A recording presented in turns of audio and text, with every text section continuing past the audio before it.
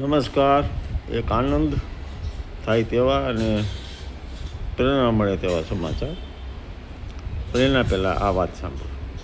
Victor યુગોની લે miserable બહુ વિખ્યાત કૃતિ એ વાંચ્યા પછી સ્વામી આનંદ એમ કીધેલું કે કપરા કાળમાં પણ માણસમાં પડેલા માણસાઈના ઝરણા સતત વહેતા હોય છે અને પ્રસંગ આવે ત્યારે પ્રગટ થાય. એટલે કે જગત વિશે શ્રદ્ધા ગુમાવવા જેવું નથી. હવે આપણા અમદાવાદ શહેરને અને અમદાવાદના એવા આપણને ગૌરવ થાય એવી ઘટના એક બનેલી, કદાચ આપણે ખ્યાલ પણ આવ્યો હશે, થોડા સમય પહેલાં બનેલી. ધરણીધર અમદાવાદનો ધબકતો વિસ્તાર, ત્યાં લાલ સિગ્નલ હતું, બંને બાજુ ગાડીઓ ઊભેલી અને એ દરમિયાન રસ્તો ક્રોસ કરવાવાળો એક નીકળે છે, ચણા જોર ગરમવાળો નીકળે છે ને, મોટું ટોપલું લે, ચણા જોર ગરમ એટલે નીકળે છે અને અચાનક બિચારો ગબડી પડે છે અને એની બધી વસ્તુ ત્યાં વિખરાઈ જાય. સિગ્નલ હતું એટલે એ પ્રયત્ન કરે છે બધું થોડું ભેગું કરવાનું. ત્યાં એક આશ્ચર્યજનક અને આનંદદાયક ઘટના ઘટે છે. લાલ લાઇટ હતી અને ગાડીઓ ઊભી રહી, એમાંથી અમુક લોકો આવી અને એને મદદ કરવા લાગે. એને જોઈ સ્કૂટરવાળા, મોટરસાઇકલવાળા, રિક્ષામાં બેઠેલા લોકો પણ આવે છે અને મદદ કરે છે.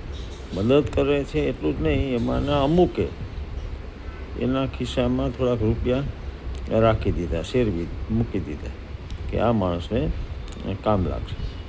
કોઈ શૂટિંગ કરતું નહોતું, કોઈ એમને કેમેરામાં કેદ કરતું નહોતું, કોઈ એ લોકોને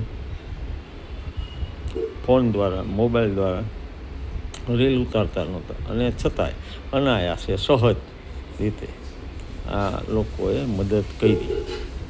અને પછી એના વિશે બીજા દિવસે પેપરમાં આવ્યું પણ ખરું, અને ત્યાં સુધી બધાને ખૂબ પ્રશંસા પણ થઈ.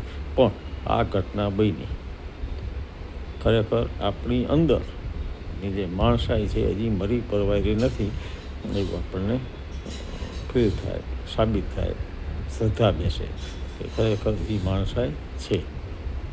પ્રણામ, જય અરુણાચલ. અને વીએસ ગઢવીએ આ વાત કચ્છ મિત્રની અંદર, કચ્છ મિત્ર જે પેપર આવે છે જન્મભૂમિનો, એની અંદર તારીખ 19/7/2026 દિવસે ઉલ્લેખ કરેલો છે.